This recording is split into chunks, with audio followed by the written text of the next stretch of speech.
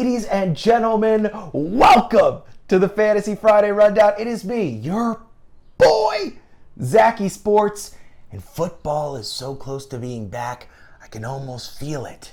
I can almost hear it.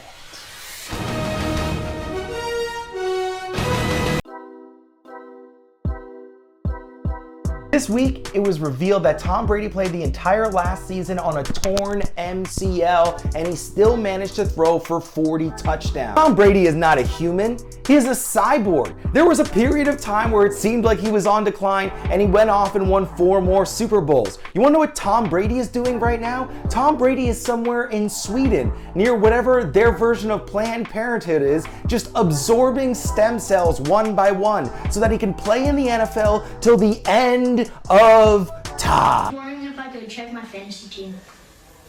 What do I get?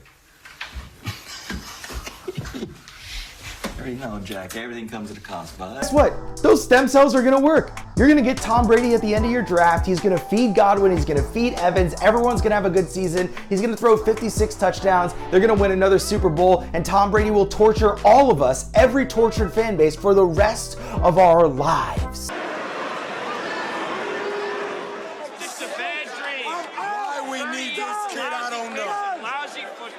You want to talk about some breaking news? We got some huge, massive, game-changing breaking news. Breaking news, read all about it. Ezekiel Elliott is exercising in the off-season. I had a video of Ezekiel Elliott for the first time ever in the history of the NFL offseason. While all of the other guys were off at their jobs as bricklayers, Ezekiel Elliott was out here exercising, doing rudimentary calisthenics.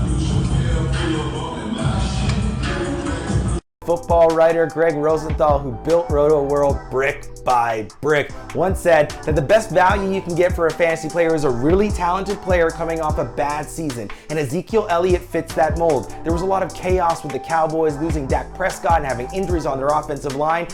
There is a possibility that he could have a big bounce back season this year, and you're getting him around the 8th pick in your draft, which could be a huge value for a guy who's had multiple seasons over 1,500 yards from scrimmage. Here's the key though, if you draft Ezekiel Elliott this year, you must also draft Tony Pollard and stash him deep on your bench for the whole season, because if Ezekiel Elliott gets hurt, Tony Pollard will bump right up into running back 1, and you kind of give yourself this fail-safe option of having the Dallas Cowboys backfield, which should produce a lot of fantasy points. This week, Matt Nagy came out and said that Bears running back David Montgomery, he wants him to get 20 carries a game. Life is too short to draft David Montgomery in your fantasy leagues. What do you think, you got some secret to winning by drafting Montgomery? No, don't draft him. Have some fun, enjoy your life, express yourself, have an opinion. Don't just listen to people that are telling you what's going to happen with David Montgomery. Choose somebody fun. More little offseason nuggets. CBS Sports' Tyler Sullivan thinks that Laviska Shenault could be the MVP for the Jacksonville Jaguars this year. Laviska Shenault is one of those guys who you watch him and you think,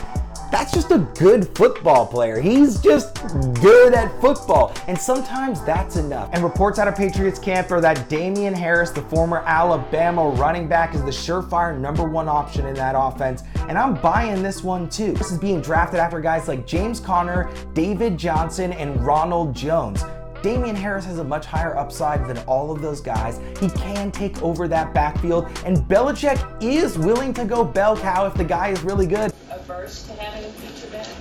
What, like when Corey Dillon ran for 1,600 yards? Would I be against that? Yeah, I don't think so.